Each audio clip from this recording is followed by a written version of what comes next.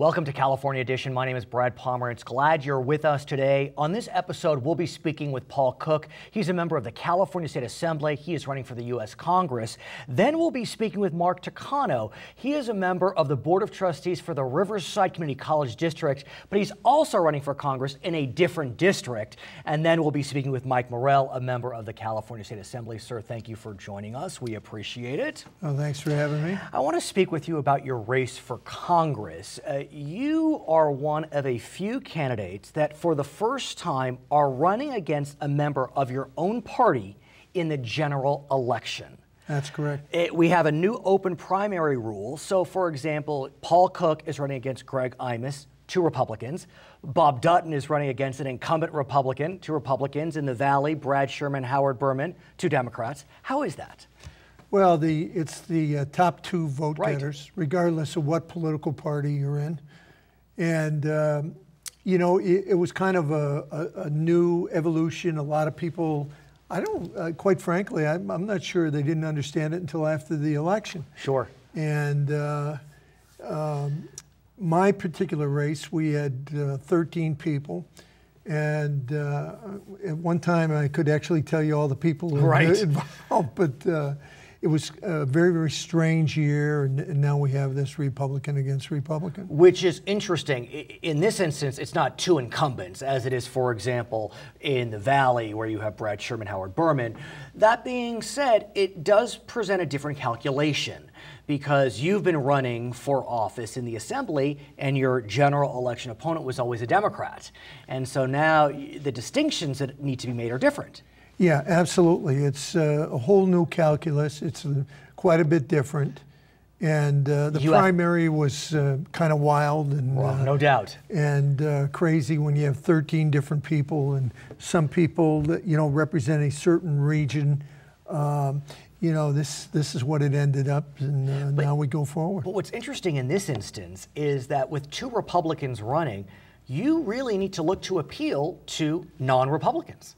Because non-Republicans they have to vote. They don't have a choice. They're going to have to vote, if they want to, for one of the Republican candidates. Well, the Dems, of course, if they have two Republicans, you know, they might look at it and say, they're both Republicans. Or they might examine the candidate, and they said, well, maybe I'll hold my nose and vote for this one and not vote for the other. And I think the decline to states, I think, would obviously be in play. They are going to be the determining factor if we split all the Republican votes, that this large bloc, both the Democrats and the decline to states, would actually, in a very Republican district, they would be the one that would actually determine the fate of that race. What's unique about your race, and I'm saying this as an outside observer, is in a lot of the intra-party battles, Berman, Sherman, Dutton, Miller, it's pretty difficult to even decipher the two candidates' records. They are pretty similar in terms of political philosophy. Your race, I think it's fair to say, is a little bit different in that I do think that there's a clear distinction, or a clearer distinction, between the two Republicans. Well, I think Imus is, who is my opponent, and I'm not going to say anything derogatory about him, he might be perceived as very far to the right in regards to me. And I've worked in an environment where we've been a minority, but people say, well, how did you get legislation passed? Well, I was chair of the Veterans Committee, where it was an extremely bipartisan committee. But I have to say, and I don't mean to be a sycophant, but you are being humble in that you were the only Republican appointed by a Democratic speaker to chair a committee. Well, I think I was second. I think Cameron Smythe was. I don't know if he still is. Fair enough, but you get my point. I get your point exactly. And that doesn't mean I'm going to say I'm not a Republican anymore. I'm proud to be a Republican, but when I represented my assembly district, hey, there's Democrats, there's decline to states, there's Green Party. You cannot say, hey, I only represent Republicans. You represent all your constituents. What's interesting, too, and I wanted to get your sense of this, there are other Republicans running for Congress in California that I think are running, kind of traditional moderate to conservative campaigns. I think of John Tavallone, I think of Gary DeLong. These are people with strong credentials. But what I hear in those districts is, I like those two gentlemen, but if they get back to Washington, they're not going to be able to operate as moderate Republicans because they're going to be slammed by the kind of far-right speakership, Tea Party folks that are dominating. What do you sense? Well, What's your sense? You know, I've been categorized for certain things. You know, I think I'm very conservative on fiscal issues, on tax issues. I have problems with taxes. I don't like to sign all these tax pledges and everything. I just have a problem because everybody sends you these questionnaires and everything like that, and what you're going to do hypothetically.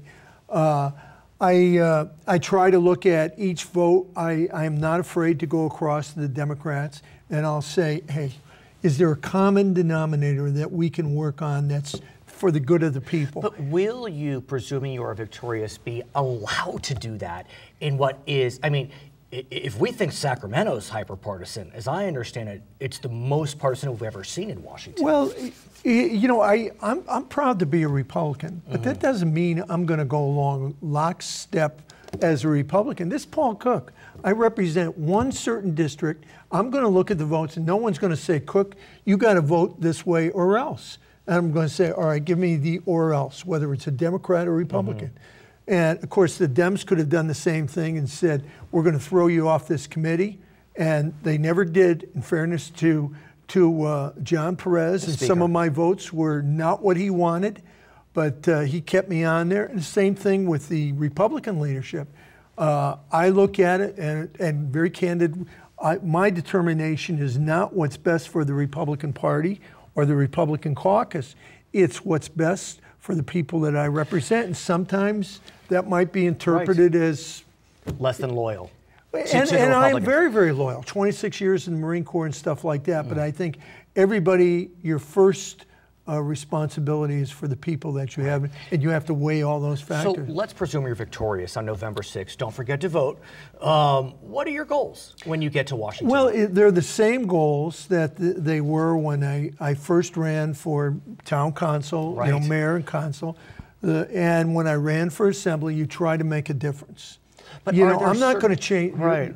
You're not going to have world peace overnight or anything like that. But are there certain issues? Is it veterans issues? Is it health care? I have a background, two big areas: the military, i.e. veterans, and education. I think those are two strong areas. Of course, representing San Bernardino, unemployment, job creation. Those are huge, huge issues. San Bernardino, the city, is bankrupt. That's not your district. But. No, but you know, we have Victorville and Hesperia, Apple Valley, all those areas there. Huge, huge areas on how we get jobs going and everything like that. So, but am I going to concentrate or play to my strength? Yeah, obviously. Why wouldn't you? I know the military. We have a lot of different bases. With the cutbacks. Yes, let's discuss that if we may. With the cutbacks and the bases, I think the military and those bases are a target. And they're going to say, oh, why don't we close Barstow? Why don't we close the Marine Corps base at 29 Palms? Why don't we close Fort Irwin? And think what happened with Norton Air Force Base in San Bernardino City. And you know, right here in Riverside, March Air Force Base and Edwards Air Force, not Edwards, George Air Force Base in Victorville. And they said, oh yeah, no problem. Had tremendous consequences for the economy. The jobs that were lost, and to do that overnight, I think is unpardonable. Unless we have some kind of transition so that we don't leave those people out in the cold again. His name is Paul Cook. He's a member of the California State Assembly. He is running for the United States Congress. That district is significant portions of San Bernardino County, Inyo, and Mono County. That's correct. When we come back, we'll be speaking with Mark Takano. He's also a candidate for Congress in a different district, a Riverside County district. I'm Brad Pomerance. We'll be right back on California Edition.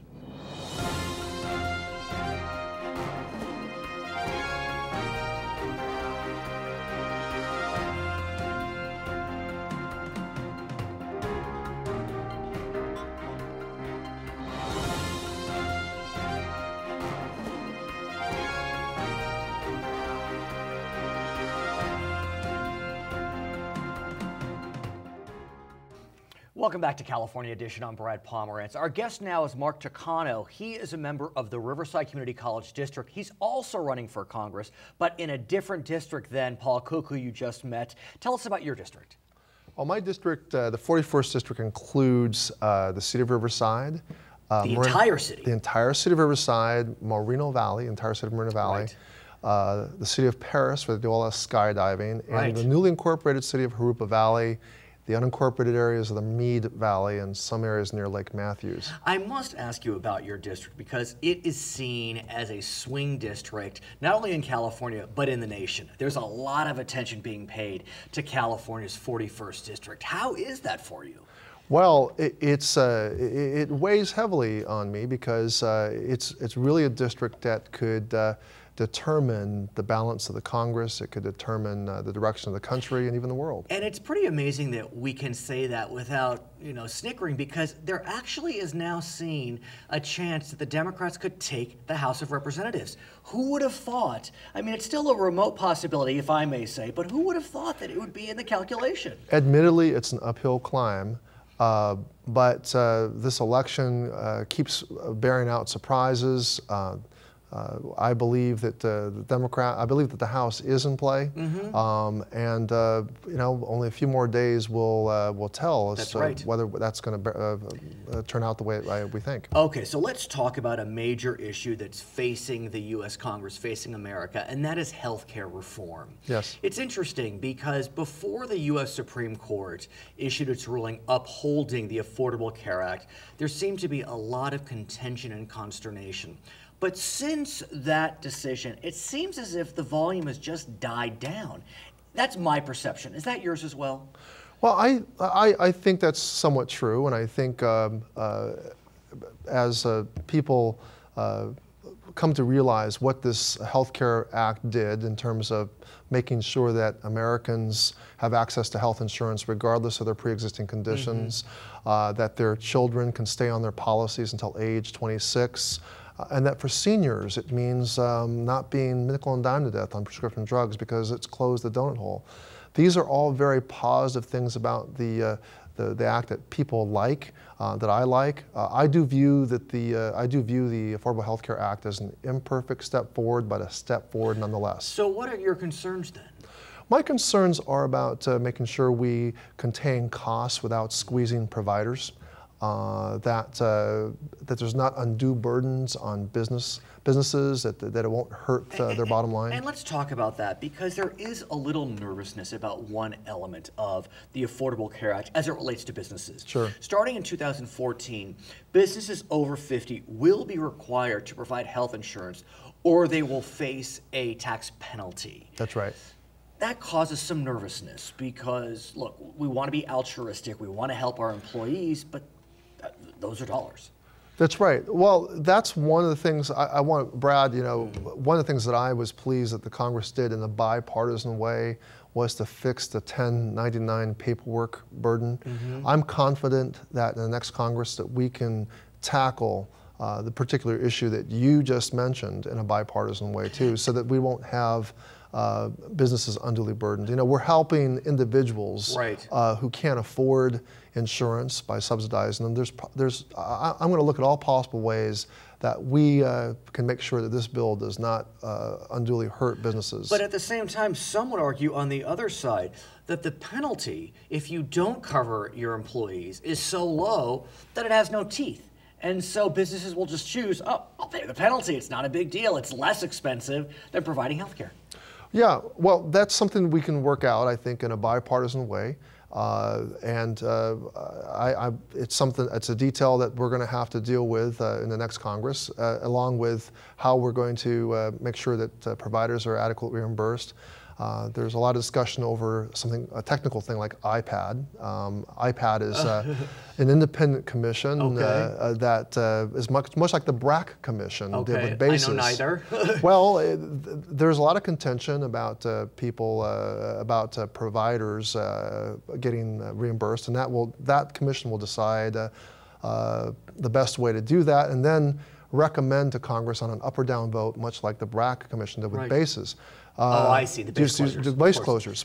But this is how certain specialties and different providers are made. So there's a number of aspects of the healthcare bill that are going to need to be reviewed and fixed Here's the and repaired. challenge, is that you talk about bipartisanship. Yes. And on healthcare, there seems to be none. When the Affordable Care Act came up for a vote, 0 Republicans voted for it. We hear from the Republican Party, repeal and replace. I don't know if they've given us a replace yet, but be that as it may, where is the bipartisanship on healthcare? Because I'm not seeing it.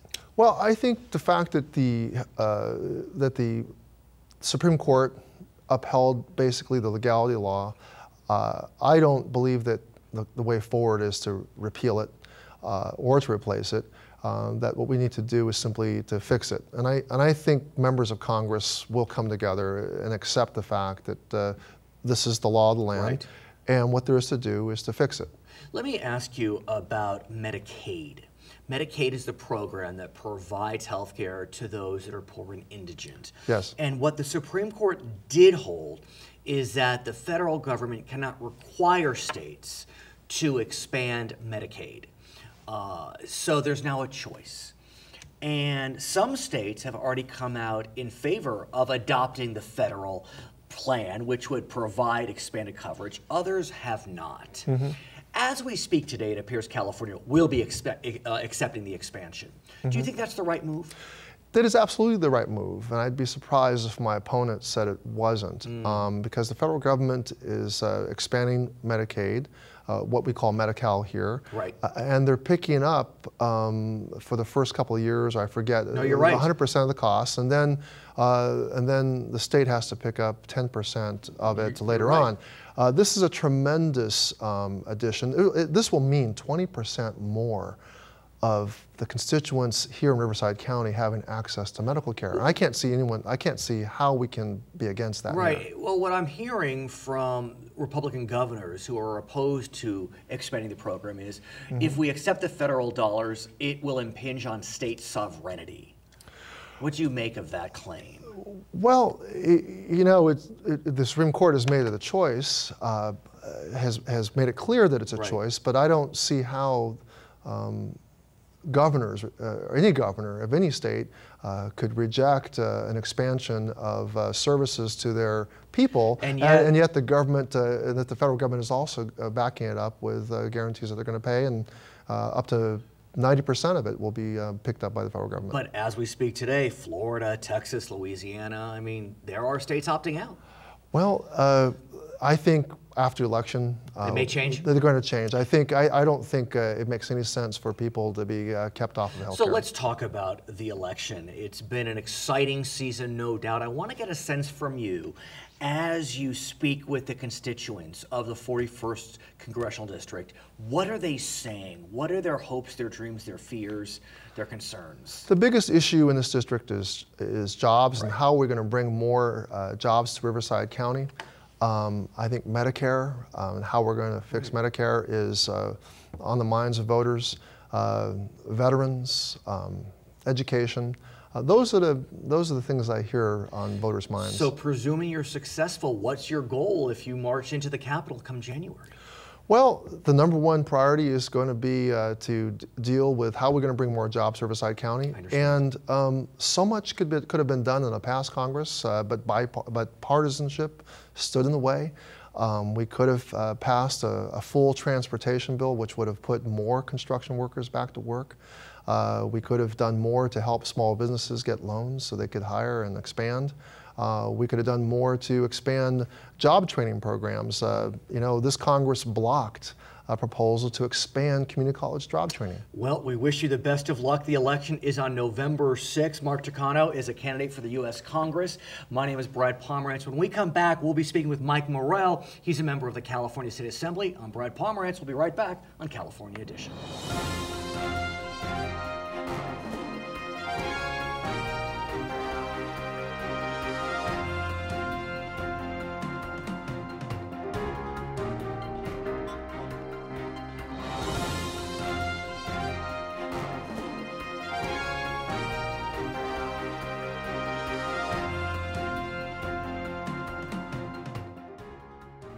Welcome back to California Edition. My name is Brad Pomerance. I'm glad you're still with us. Our guest is Mike Morrell. He is a member of the California State Assembly. And sir, I want to talk about the end of session, which happened a few weeks back. And one could argue the end of session was fairly positive. Who would have thunk it? We got some pension reform. Well, yeah. 600 bills the last week. That was a lot. That was tough. That was tough. Let's talk about pension reform because it was dreamed of for the last 2 years, and we do have a bill that's signed that got Republican support. Yeah, it did. In fact, I supported that bill. It's not everything we wanted. Maybe only 5%, maybe even 10%. But we have not a long 50%. No, it wasn't. We have a long ways to go, and I'm very concerned. You know, one of the first things is I got on the budget committee. And essentially, I started studying the situation with CalPERS, for an example. And you have private companies that, if they're below 80% fully funded, they're considered at risk. Well, a lot of counties, like Kern County, was at 41.5%. And then, you know, it does go up from there. But basically, essentially, what the challenge that I'm concerned about PERS is right now we've promised them benefits of $550 billion. And we're about $279 billion, so we're way underfunded. We are underfunded, and nonpartisan sources have said such. The Little Hoover Commission, for example. But here's my question to you. You know, while we got pension reform, and bipartisan sources are saying at least it's a good first step, it's on a go-forward basis. We cannot look backward under constitutional law. So what do we do? I mean, how do we get savings today and not in 30 years? That'll be the next big challenge because according to Little Hoover report, which is a group of people like the Irvine Foundation, Common Cause, and that kind of thing. Nonpartisan, yeah. CalPERS, to be but to fully fund, needs to earn an average return on their investments of 12.5%. I would like to get 12.5%. Well, for the next 16 years. But the problem is you have a baby boomer population. It's aging. They've been producers. Now they're going to move from producers to consumers, and they're going to be taking money out of their stocks, bonds, and mutual funds. And then, you know, remember, they're 76 million strong. And so that's a lot of money coming out of the system. I don't think they're going to be able to earn it. I have to ask you about stocks, bonds, and mutual funds because the governor's plan, which the Republican Party endorsed, included a 401k hybrid. Love it. Love it, but it didn't make it. Didn't make it, yeah. What happened? Well, you know, they're just straight. The Democrats didn't like it, and they had more votes than us. But the governor liked it. He's a Democrat. The governor liked it, but the rest of his people that he's over did not like it. And I'll tell you one thing, on some of these retirements, there's taxable on a Roth IRA, for an example. That's, you know, that's free, or not free money, but it's tax-free. Yeah, well, you pay the tax up front. Yeah, you pay the tax up front, but I think that's a great thing as an alternative. So could it come back? The 401k idea? Well, yeah, I think one of us is going to introduce it again. Because, again, this problem on CalPERS as well as CalSTRS, which for your audience, CalPERS means Public Employees Retirement System. They take care of the state employees, the city police for the most part. And also CalSTRS, which is State Teachers Retirement System. Those are both heavily underfunded, and so there are challenges. And for an example, the CalPERS website last year said they had forecasted a 7.5% return for their investors, and they earn 1%, and they need to earn 12.5%. Mike Morrell speaking the truth. I've Mike seen Morrell that. says that. And so the challenge is we're going to have to keep doing these bills because we can't raise taxes. Again, every time we do, people vote with their feet and they leave the state. But the good news is there does seem to be serious bipartisan agreement on pension reform. Well, here's what it's coming closer to, you know, Judgment Day. Right. And so the closer that day comes, the more we're going to be amping up and ramping up pension reform. What about health care? Because health care was not addressed for retirees. No, and you know that, current employees. and that's another. That's even hard being on the budget committee. I've asked a lot of questions. It's hard to get a handle on troublemaker. Well, here, the reason is as baby boomers retire and a person becomes 70 years old, we don't know right now, as that person's 60, how much health care they're going to need when they're 70. They're living longer, they're healthier, but how much is this guy going to need? How much is that? So it's like sort of hitting a moving target. But the little bit, trying to read these big numbers, you can do it, which is very hard for me, that could become a problem much larger than CalPERS and CalPERS And CalSTRS. CalSTRS together. Right. So I want to ask you about a city in your district. Yeah. San Bernardino. So, yeah. It's a very sad story. Yeah, And gosh. I do feel sadness over it. San Bernardino in the 70s had been named an All-American city. 1977. Right. Norton Air Force Base leaves, and the city never could fully recover. I got one of my first jobs there. At Norton Air Force Base? No, in San Bernardino. Okay. I was intimidated. The neighborhood I went into was just beautiful. Right. And since a lot of things have gone downhill. But one thing, just to kind of, Norton Air Force Base did close, but so did El Toro in Orange County. And yet Orange County and Riverside, they're all flourishing. So what is it? Well, why is it? Well, yeah, please. Well, I think they went for government subsidies, and I think every city needs low-income housing, but they sort of made that their centerpiece. And so they also were not really business-friendly. They didn't track a whole lot of manufacturing. And the mayor has said, Patrick Morris, that it was the weight of pension obligations. Yeah. We just talked about that. that. And that was the next thing. Right. Redevelopment, gone. Well, yeah, but you know what? Again, he's right. But look at all the cities that the very same scenario, from bases closing to businesses Riverside's moving. 20 minutes up the road. To, I mean, other cities survived. The thing is when you and I were growing up, our parents said, save for a rainy day. San Bernardino didn't happen. They weren't prudent. But what worries me is right now on lending in real estate, it's harder to get a loan in San Bernardino County than it is in Orange County. What do you think about this plan floated by the Board of Supervisors where the county would take mortgages by eminent domain?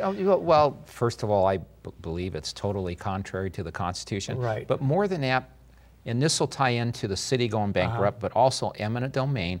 Whenever investors want to invest, they want their money back. And so as a city filed bankruptcy, that's going to be tougher guidelines to get a business loan or capital to expand your business. It's going to be more difficult to get a real estate loan.